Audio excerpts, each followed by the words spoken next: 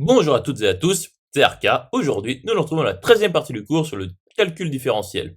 Donc aujourd'hui, nous allons nous intéresser à l'équivalence entre le théorème d'inversion locale et le théorème des fonctions implicites.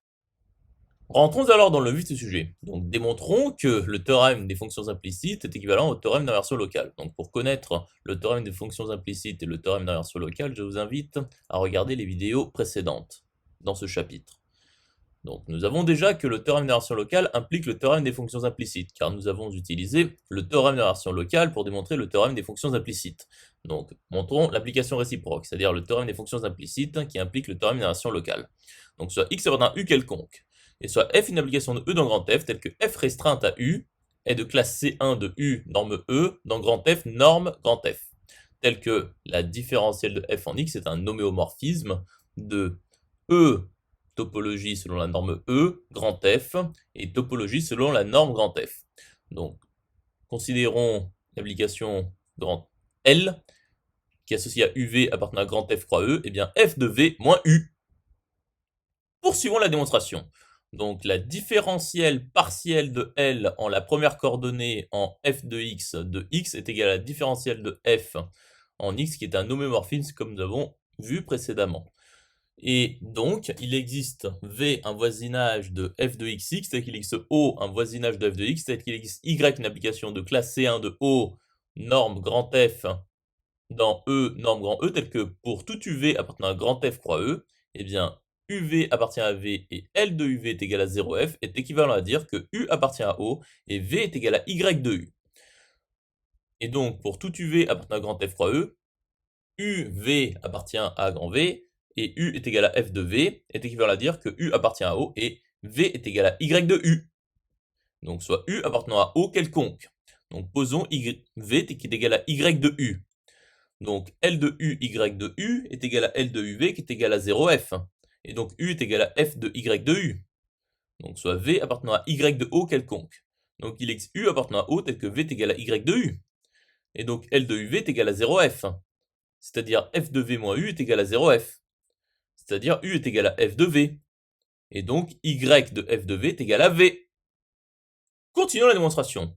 Donc nous savons que la différentielle partielle de L en la seconde coordonnée en y de f de x est égale à moins l'identité de grand F qui est un homéomorphisme également de grand F norme grand F dans lui-même. Donc il existe V', un voisinage de f de xx, tel qu'il existe O', un voisinage de x, tel qu'il existe S, une application de classe C1 de O', norme E, dans grand F, norme grand F, tel que pour tout UV de f croix E, UV appartient à grand V', et L de UV est égal à 0F, est équivalent à dire que V appartient à O', et U est égal à S de V. Donc montrons que il existe V1, V2 appartenant au voisinage de f de x croix le voisinage de x, tel que pour tout UV appartenant à grand F croix E, eh bien, UV appartient à V1 croix V2 et U est égal à F de V, est équivalent à dire que UV appartient à O inter V1 croix O' inter V2 et UV est égal à S de V, Y de U. Donc il existe V1, V2 des voisinages de f de x croix le voisinage de x, tel que V1 croix V2 est inclus dans V inter V'. Donc voyons l'application directe. Donc soit UV appartenant à V1 croix V2, tel que U est égal à F de V quelconque. Donc en appliquant le théorème des fonctions implicites sur L, nous obtenons que UV appartient à O inter V1 croix O' inter V2 et UV est égal à S de V, Y de U. Intéressons-nous alors à l'implication réciproque. Donc soit UV appartenant à O inter V1 croix O' inter V2, tel que UV est égal à S de V, Y de U. Donc UV appartient à grand V inter grand V' et U est égal à F de V.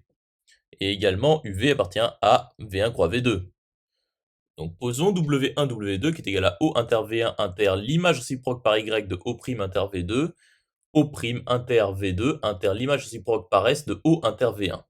Donc montrons que Y de W1 est égal à W2. Donc voyons l'inclusion directe. Donc soit B appartenant à Y de W1 quelconque. Donc il existe A appartenant à W1 tel que B est égal à Y de A.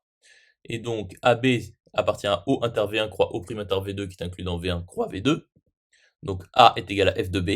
Et donc A est égal à S de B. Et donc B appartient à l'image réciproque par S de O inter V1 inter O' inter V2 qui est bien égal à W2. Intéressons-nous alors à l'inclusion réciproque. Donc soit B appartient à W2 quelconque. Donc S de B, B appartient à O inter V1 croix O' inter V2. Et également S de B égale F de B. Et donc Y de S de B est égal à B qui appartient à W2 qui est inclus dans O' inter V2. Et donc S de B appartient à O inter V1 inter l'image réciproque par Y de O' inter V2 qui est égal à W1. Et donc B est égal à Y de S de B qui appartient à Y de W1. Par conséquent, Y de W1 est égal à W2. Poursuivons la démonstration. Donc montrons alors que pour tout UV appartenant à W1 croix V2, U égale F de V est équivalent à V est égal à Y de U. Donc soit UV appartenant à W1 croix W2 quelconque. Donc voyons l'implication directe. Donc supposons que U est égal à F de V. Donc U est égal à F de V et UV appartient à V1 croix V2. Et donc V est égal à Y de U. Donc voyons l'implication réciproque. Donc supposons que V est égal à Y de U. Donc U appartient à O. Et donc U est égal à F de V. Conclusion établie. J'espère que cette vidéo vous aura plu et vous sera utile. À présent, un serveur Discord est mis à votre disposition. Vous trouverez le lien dans la description. Nous nous retrouvons dans la 14e partie.